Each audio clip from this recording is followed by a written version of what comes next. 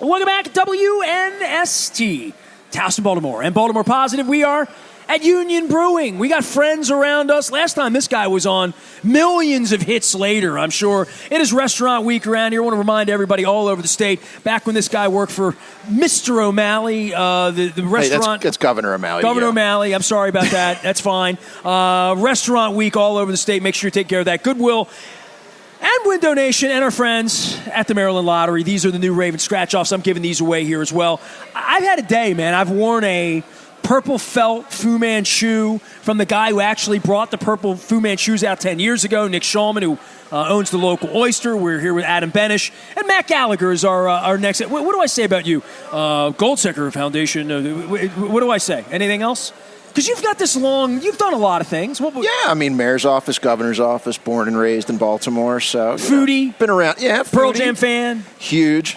God, what a week. They were phenomenal in Philadelphia. Dude, make me feel bad because, like... Look, I know you've seen them a lot. I know you've been up to Canada. You've seen them a lot lately. I saw them... Well, the Oakland tickets I had, like, you had the Baltimore tickets, right? Yep, I did. And because of the arena thing, it didn't happen. So I sat on those Oakland tickets for 2 years. I was in the car with my wife on a snowy night back in February. It didn't snow much, but it was a cold night. And I looked down on my phone. I'm like, oh, my God, Pearl Jam announced the dates. I wonder when they're playing these Oakland shows that I've been sitting on for 2 years.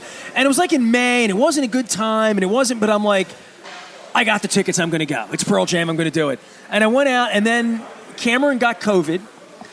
They had a session musician playing drums the first night. Yep. Second night, they brought a 15-year-old kid in from Marin County that Eddie Vedder's daughter likes his band.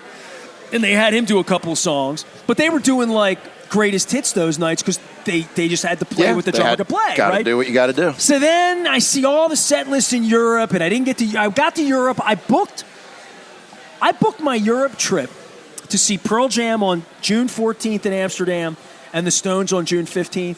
The morning after I booked it, Pearl Jam moved the show from the first leg of the tour to the last end of the tour. So they weren't playing Amsterdam. Fly to Amsterdam. Everybody gets sick on the trip but me. And then Mick got COVID at 6 o'clock while I was sitting in an Irish bar 2 hours before showtime. So snake bitten. Right, the Pearl Jam thing for me, I got to Ottawa, I got to Quebec.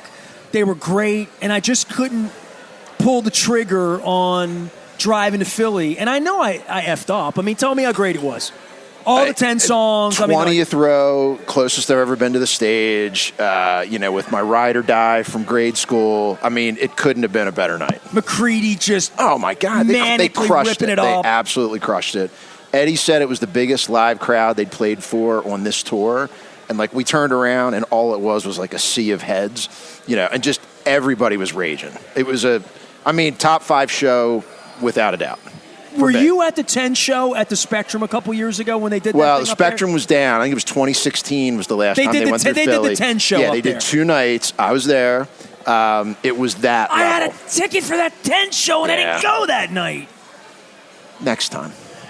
I saw him up in... I knew I was good. It was such a beautiful night outside, too. He crushed it in New York earlier this year at the Beacon. Yeah. Got tickets at the Beacon. I mean, it's a must-do. Do you prefer Eddie solo or do you prefer Pearl Jam? Oh, no. I'd much rather see Pearl Jam. But if my choice is no Pearl Jam, no concert, or Eddie Vedder solo, sign me up for the solo show. So about 3 weeks before my wife got cancer in 2014, we went over to Australia and to Fiji. Fiji Air had a cheap flight. That's why we did it. So we saw Bruce in Brisbane. And I know Nils Lofgren because he's a Silver Spring guy. And I have, it's not backstage pass. It's like a lounge thing. Yeah. Sometimes the guys come in at 6:30. Sometimes they don't. I usually don't want to be in the arena at 6:30. I want to be out in the car having a beer. Like, I'm not a get into the arena early enough to go there to rub elbows with Nils, who's always, like, frantic. Like, Bruce comes up and says, we're playing Kitty's Back tonight. It's a 14-minute song. We haven't played it since 1978. Learn it. Yeah, man. That's the way the band is, right? They're on the clock. So come on. I'm backstage in Brisbane. I don't know why we went in early, but I think Niels hit us and said, I'm going to be in there tonight, stop by. This is when Morello's in the band, okay? This is when Jake is playing sax for Clarence because Clarence is lost. And we got backstage. I saw Nils quickly, And I wound up in this long conversation with Jake Clemens, and he kept saying to me, we're going to do some special stuff tonight. I know you traveled, but we're going to do some special stuff tonight. And I'm like, what does that mean? I look out of the corner of my eye, and Eddie Vedder's in the corner of the room. And he's like, man, we've been surfing all day. I was late to sound check. I've been surfing with Eddie, Bruce. We've all been out surfing. He's like, and Bruce wants to do something tonight that, like, we're all pissing ourselves about. And I'm like, okay. There you go. They played The Wild, the Innocent that night, cover to cover, never been done. But nobody in the crowd knew any of the songs, like, right? And after they did it, they did a version of Spirit in the Night. And I'm in the pit against the barrier in the back of the pit, away from the stage, and Eddie Vedder's on the other side of the pit, like where the wall is. And Bruce comes out and does this thing where he just sits there under the spotlight, singing "Me and Crazy Dave, making love in the dirt." And Eddie Vedder, I have a video of this, is tearing up. Wow. At the feet of Bruce Springsteen in this little arena in Australia doing Spirit Night. And Eddie Vedder was like the biggest fanboy I've ever seen for Bruce. And an hour later, he's on stage doing, they did Back in Black. Or no, they did Back in Black. They did an Australian song. So, like, I have this Vedder thing, and I've never talked to him, met him. I've been in a pit with him in Vancouver seeing the Police reunite one night. But, like, the Vedder thing, there's a mystique. He might, Bono, he might, Jagger, but he's, like, becoming, 15 years from now, they'll be the only band you and I can still go see. I'm with you. Look, that's how I feel they about got, Project. 10 was when I was in college. I mean, like, that's my era. And I love Versus. Oh, it's all good. And, I mean, I'll go anywhere, anytime to see those guys. You're making me really feel good. I knew you were going to do this, man. I'm sorry. I knew this. Look, hey, you got what? You saw him twice in Canada?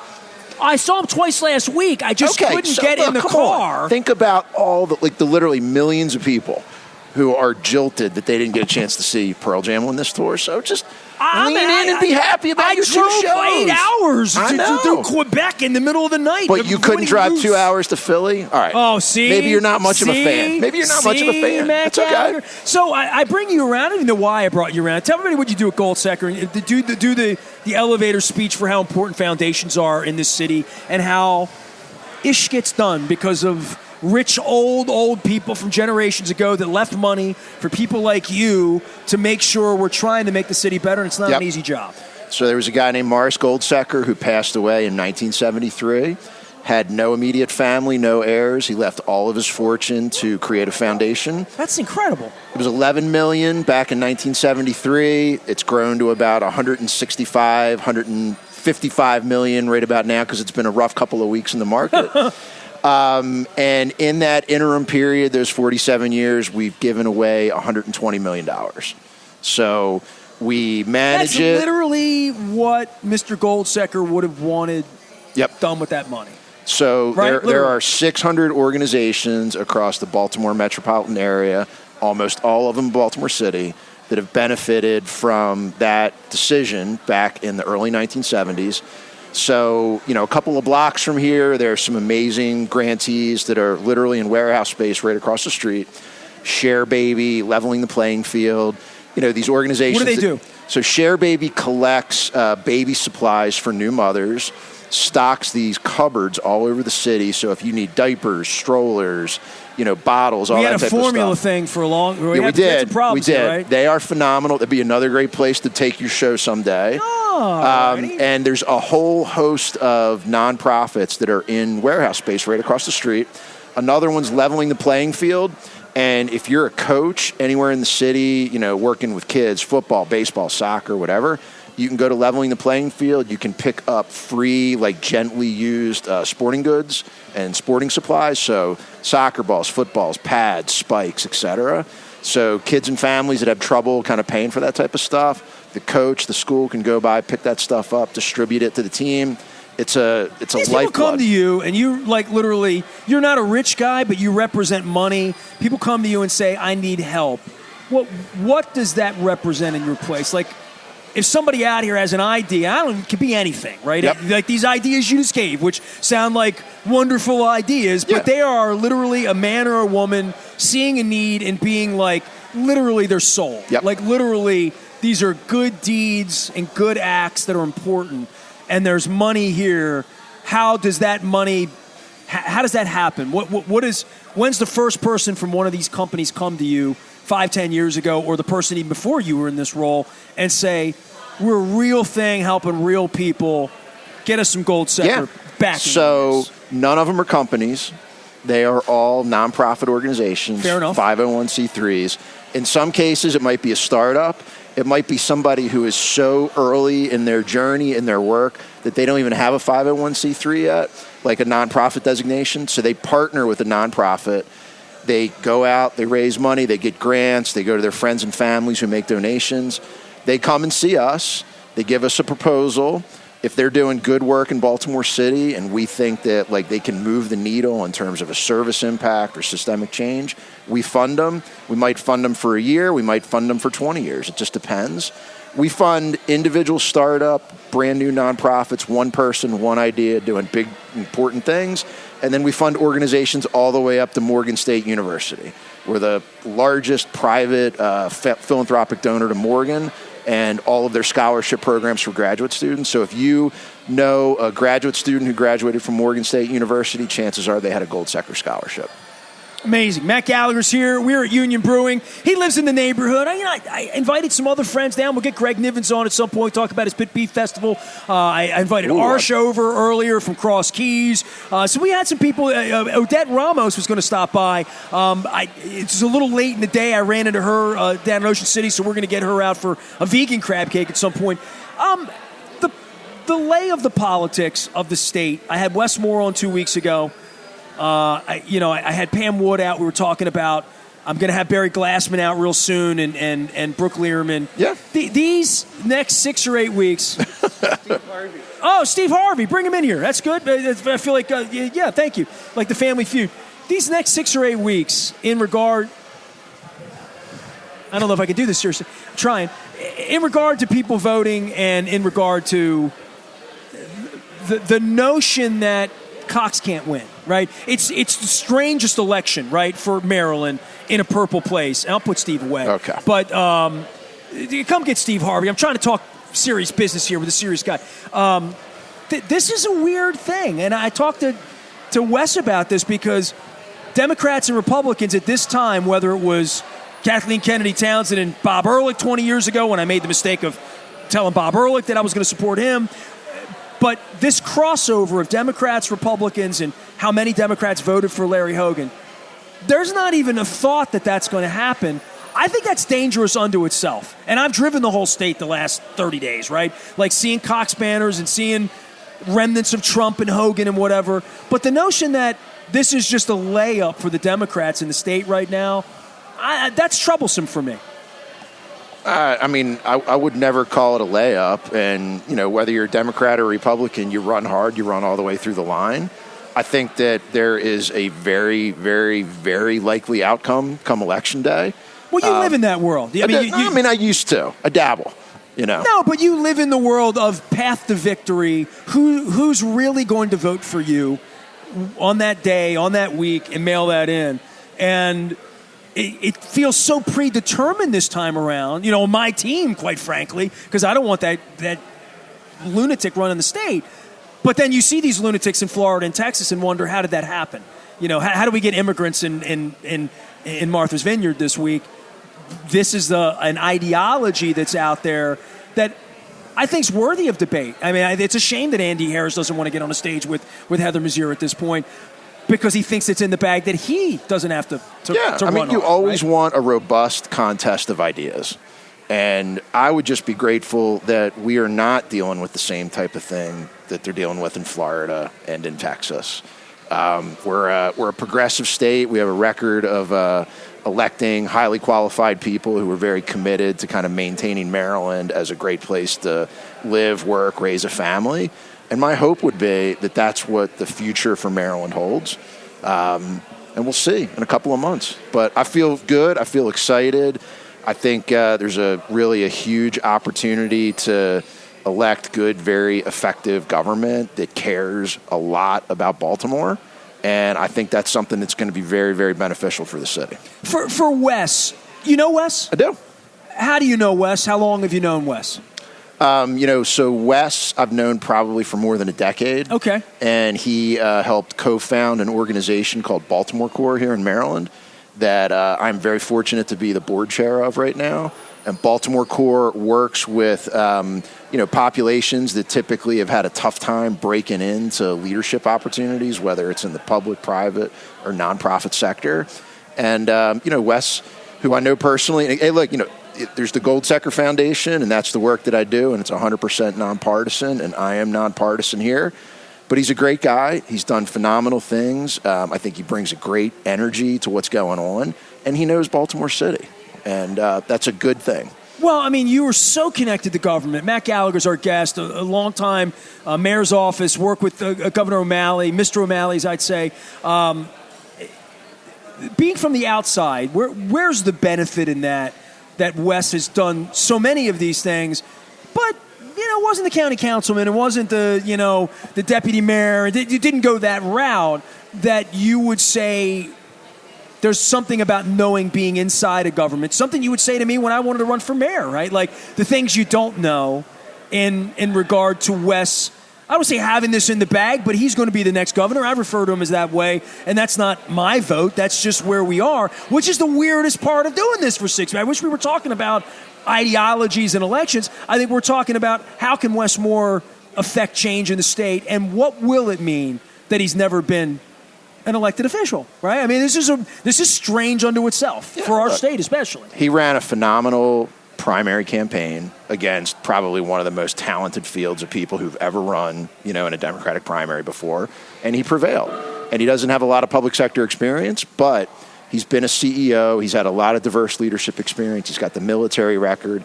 He's been a CEO of a startup. He's been a CEO of a foundation. He's been around very, very large and significant issues.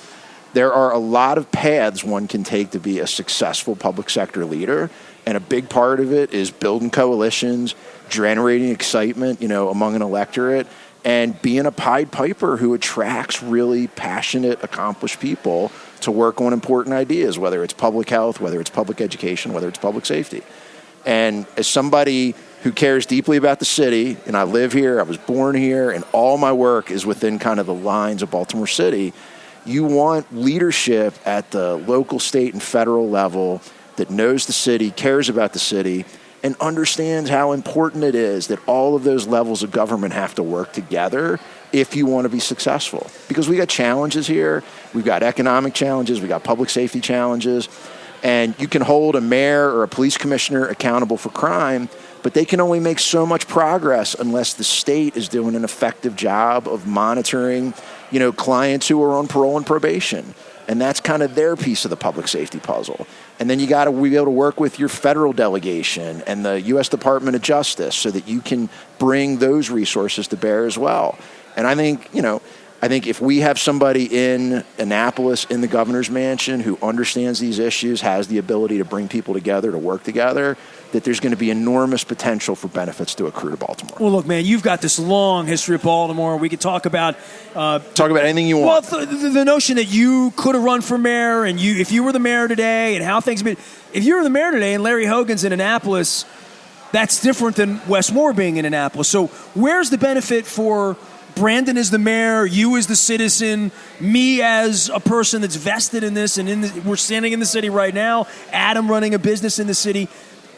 How can this be different? And, what's the damage that's been done from 8 years of Larry Hogan in regard to the city and in regard to turning a light on in January and saying, okay, we have a pro-Baltimore governor there. What's the real hope for the first, 24 months that changes would...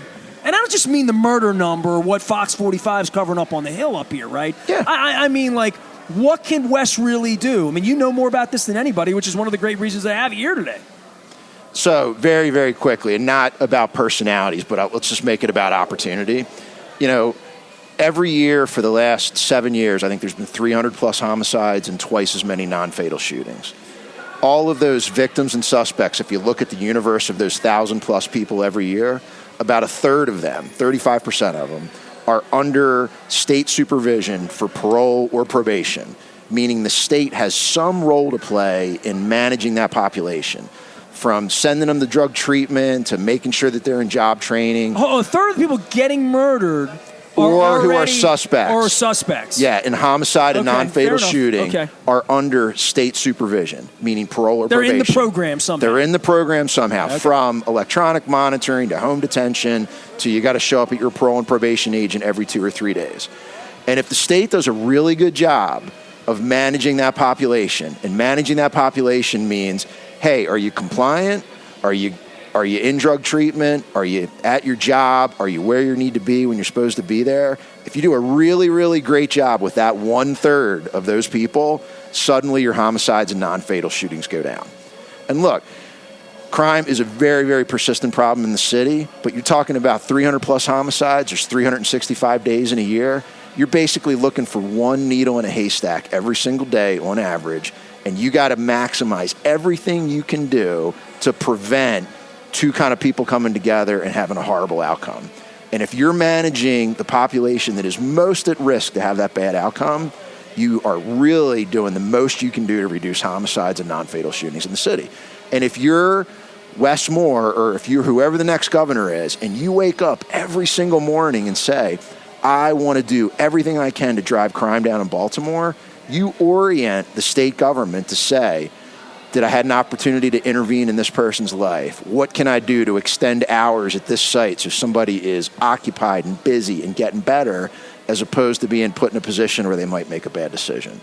And if we can get everybody kind of rowing in the same direction in that regard, that's juvenile services, that's parole and probation, sharing information with Baltimore City Police, being able to focus on the most at-risk people, then you have huge opportunities to drive down violent crime. And, you know, when people say it's always been this way, it hasn't always been this way.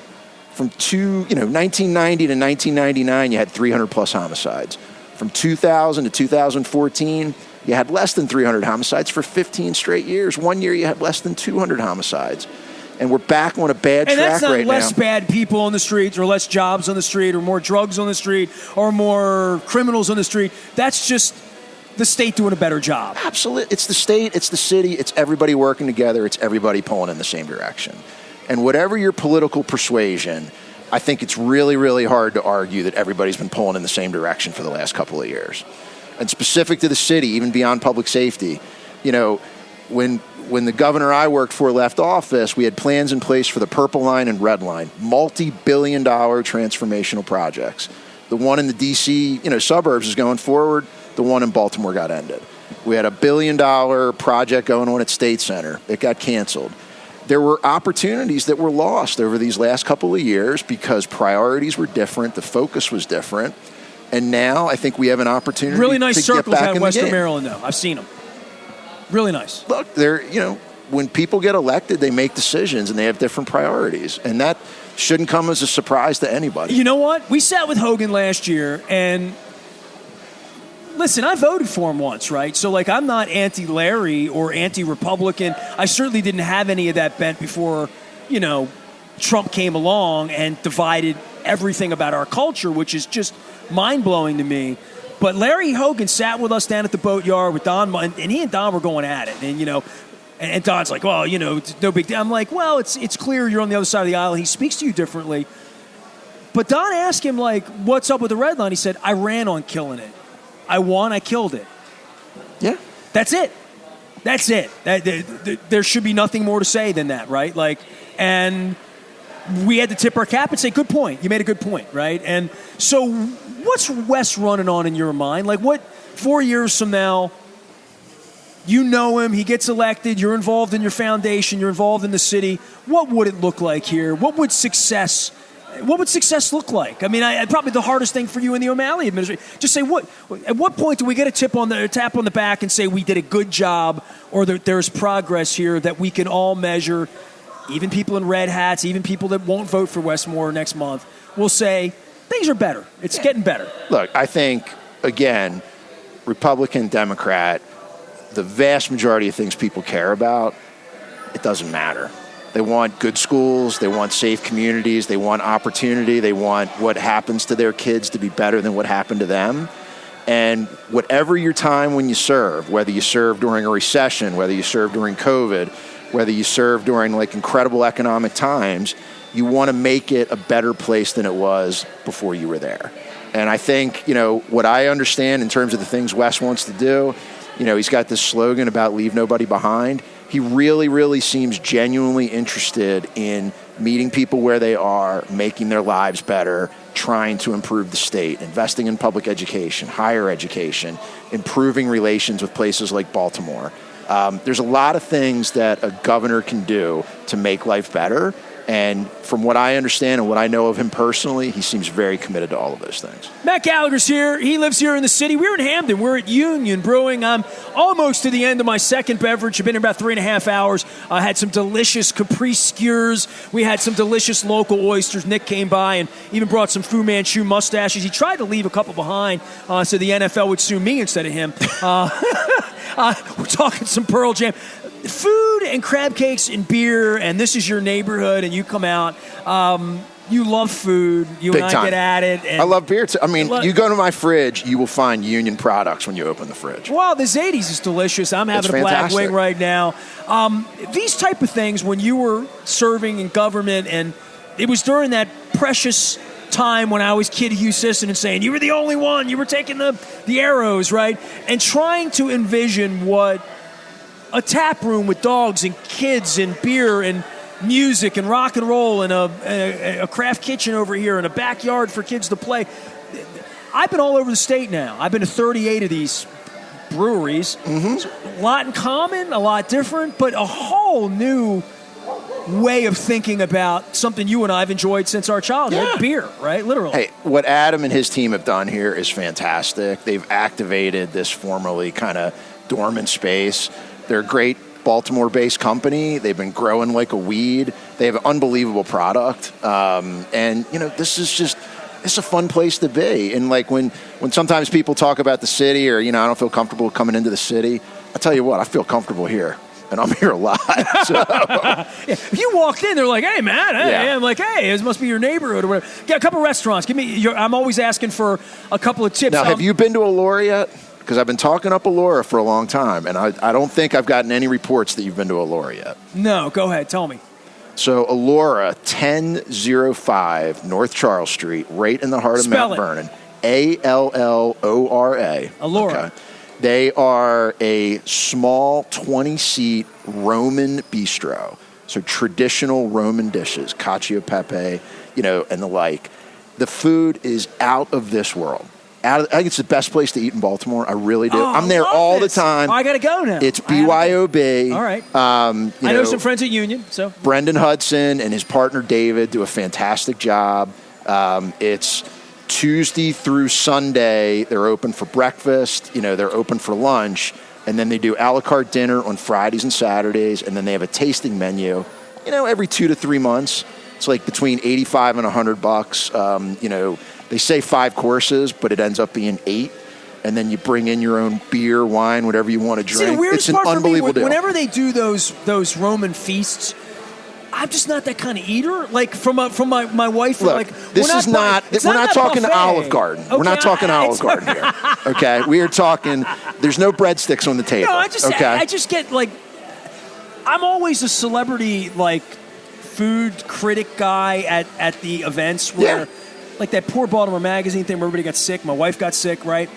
I would go around and eat one of everything, and I get too full.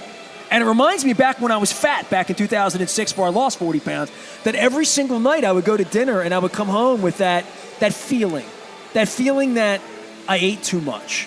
Now, every night of my life at home, and I've kept the weight off, every night I eat so little that I feel like I need to have an ice cream cone to complete it.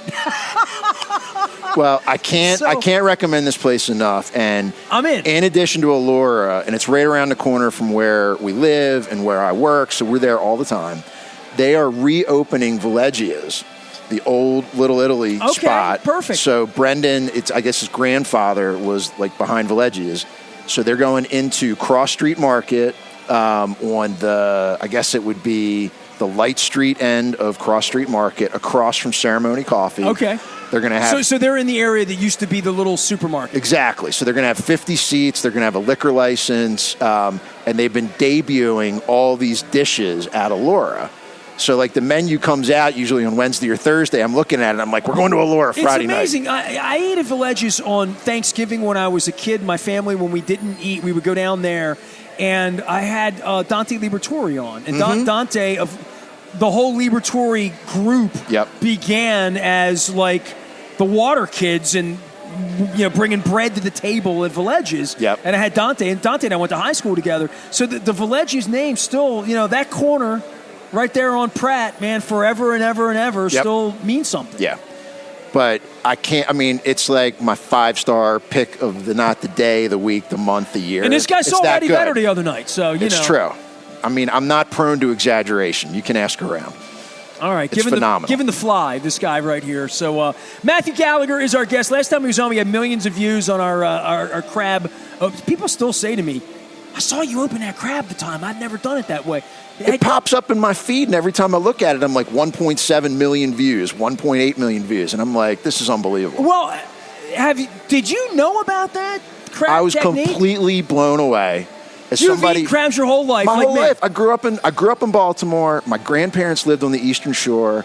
I would spend like weeks of the summer at the Eastern Shore eating crabs all the time. I'd catch them, we'd steam them, we'd eat them. So, like, you know, I've been to a couple of crab rodeos. Kept saying to me, Mo was like, you're eating them wrong. And I'm like, the hell does he know that I don't know? Yeah. Completely blew my mind. Well, it's 3.5 years old now, that video from Fadley's. You can go find it. Put Nestor Crab video out on Facebook.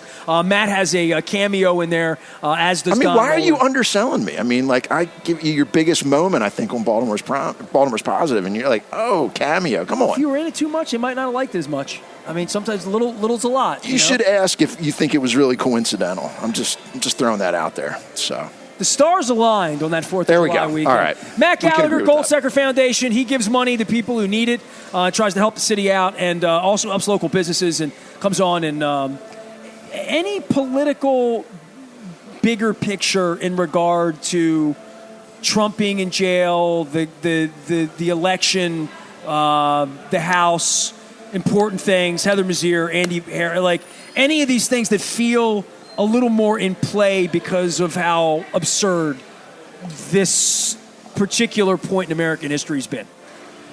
Yeah, I mean, again, nonprofit, nonpartisan, et cetera, et cetera, et cetera.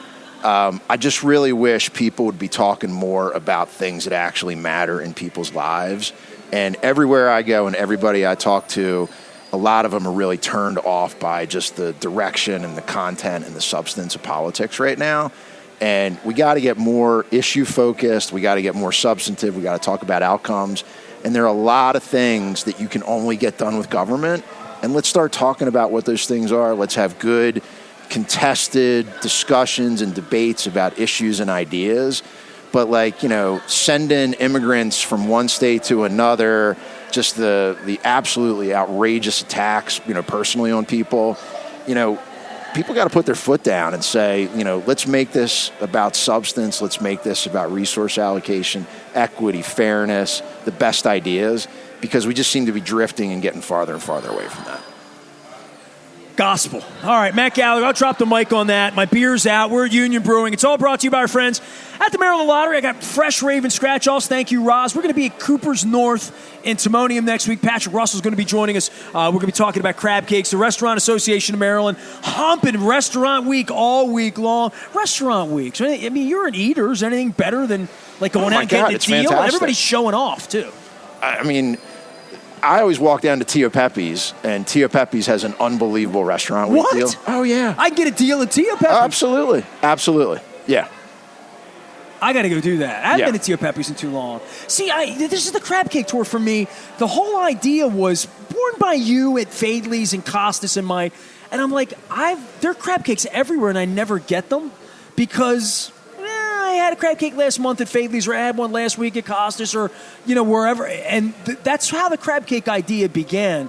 But the Restaurant Week thing is even more so, like, inspired by, why haven't been to Tio Pepe's in a while. Maybe this is the week to go. I mean, that's what Restaurant Week's supposed to do. Absolutely. But hey, man, all crab cakes are not created equal. They're not. I mean, you're partial to Faithlies, right? No. There's other crab cakes I love. Do you? Absolutely. What do you love? Love Coco's. Love Costa. Love Center Club. Unbelievable crab cake at the Center Club. I've never had one. Everybody tells me it's great. Yeah. I'll tell you very quickly. The greatest crab cake I ever had. Grew up in the city. Had been everywhere. Angelina's, every place that was like famous for crab cakes. I had an Angelina's crab cake last month. Okay. They still make them online. They ship them out of Kent Island. I picked one up. Go ahead. So when I moved back to Baltimore in 2000, there used to be Provident Bank. Okay. Of course. Already sold. Doesn't exist anymore. Provident Bank's headquarters was, I think, on Calvert and Fayette. I had a meeting with the head of Provident Bank. They had a private dining room in the bank. And this guy, I think his name was Pete.